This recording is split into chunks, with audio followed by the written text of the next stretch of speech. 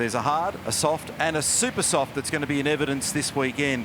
And that must be run this evening, depending on the weather, which everybody's been talking about. Pretty sultry out there at the moment. It's 21 degrees.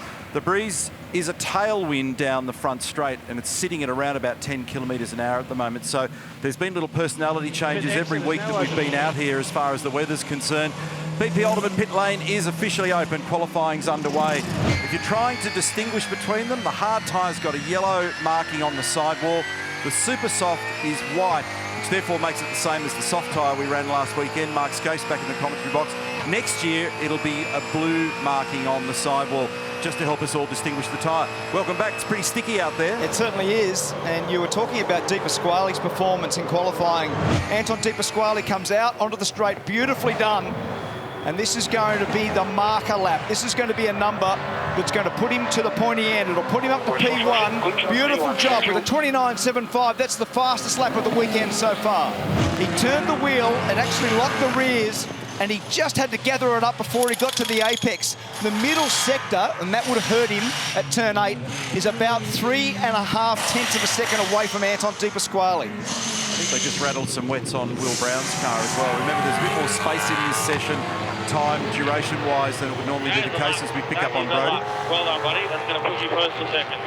And his first sector better than anyone else. Personal best in the mid-sector. What's Brody got on the stopwatch for us? P2. As we continue in this 4-week stretch at Sydney Motorsport Park, and you can see the Australian Racing Driver Club flags on the top of the pit building there, suggesting a tailwind into turn 1. So Pye on that lap, a lone ranger out there with just about everybody else in the pit lane, jumps up into 3rd spot. He's only 0.3 away.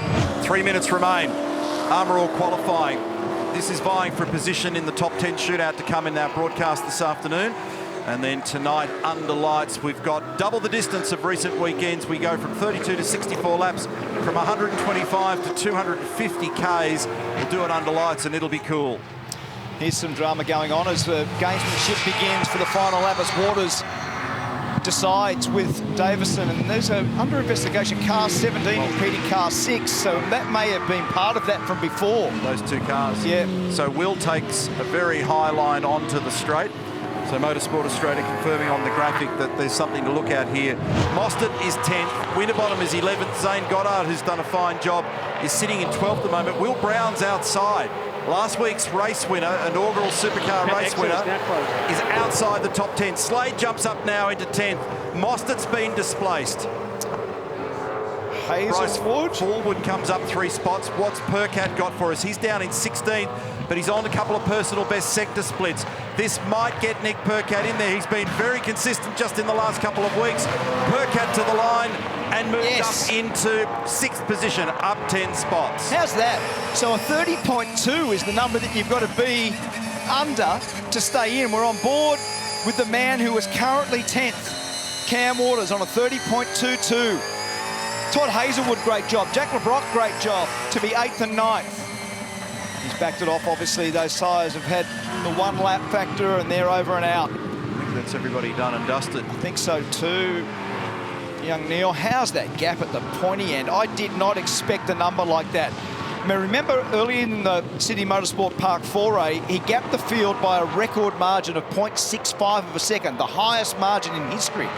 He's just done it on a hard tyre, 0.5. If you take Di Pasquale out, there's only 2.5 tenths of a second covering the rest of the cars.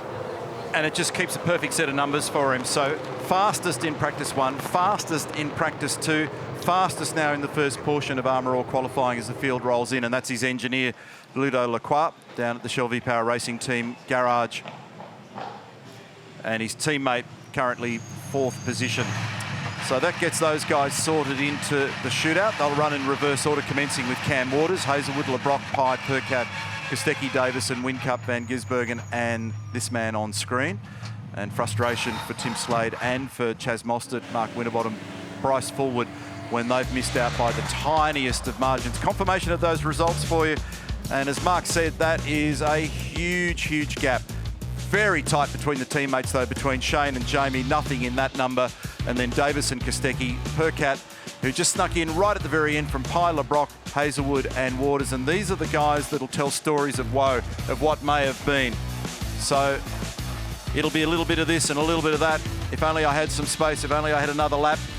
It would be always the case in motor racing that it was gonna be better, but it wasn't.